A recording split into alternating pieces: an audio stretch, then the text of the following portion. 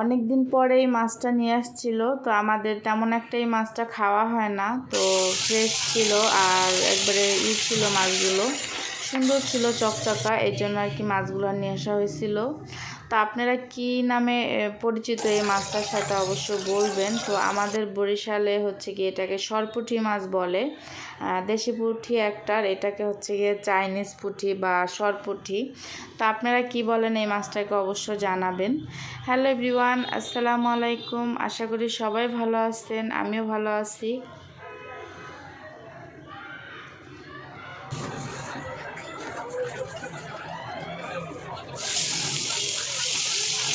তো নতুন আরেকটা ভিডিও শুরু করতেছি, আশা করি আমার ভিডিওটি আজকের আপনাদের ভালো লাগবে। তো এখানে হচ্ছে গিয়ে এই যে সরপুঁটি মাছটা হচ্ছে গিয়ে প্রথমে আমি ভালো করে গরম পানি লবণ দিয়ে ভালো করে ধুয়ে তারপর হচ্ছে গিয়ে হলুদ লবণ মরিচের গুঁড়া এগুলো দিয়ে মেখে রেখে দিছিলাম। তারপর আর কি ভেজে নিছি একটু লাল লাল করে, যেহেতু এই মাছটা কিন্তু একটু নরম টাইপের মাছ, তো এটা ভেজে ভুনা করলেই ভালো লাগে। তো আমি ভাবলাম যেহেতু বেগুন আছে, একটা বেগুন দিয়ে দেখি কীরকম লাগে।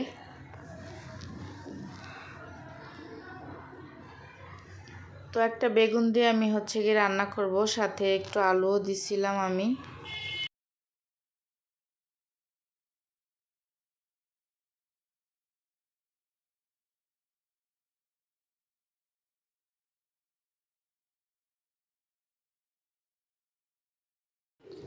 তো মোটামুটি খেতে ভালোই ছিল।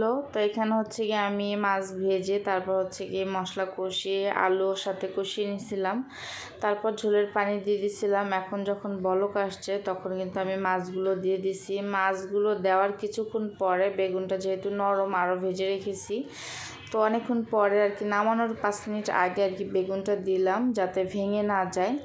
আর আমার মা বেগুন রান্না করতো, এরকম ভাঙতো না, কিন্তু খেতে অনেক ভালো লাগতো। তো এই যে আমার সরপুঁটি মাছ দিয়ে বেগুন দিয়ে রান্নাটা কিন্তু হয়ে গেছে।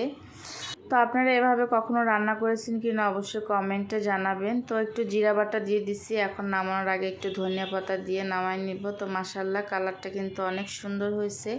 আমার তরকারিটা কিন্তু রান্না করা অলরেডি হয়ে গেছে, এখন একটা বাটিতে বেড়ে নিব। তো আজকের ভিডিওটা কেমন লাগলো অবশ্যই কিন্তু কমেন্ট করে জানাবেন। আর আমার ভিডিও যারা যারা নতুন দেখতেছেন, ফেসবুক থেকে দেখলে অবশ্যই ফলো দিয়ে দিবেন, আর ইউটিউব থেকে দেখলে অবশ্যই সাবস্ক্রাইব করে দেবেন, পাশে থাকা বেল বাটনটি ক্লিক করবেন। তো আজকের ভিডিওটা এ পর্যন্তই, ভালো থাকবেন সবাই, আল্লাহ হাফেজ।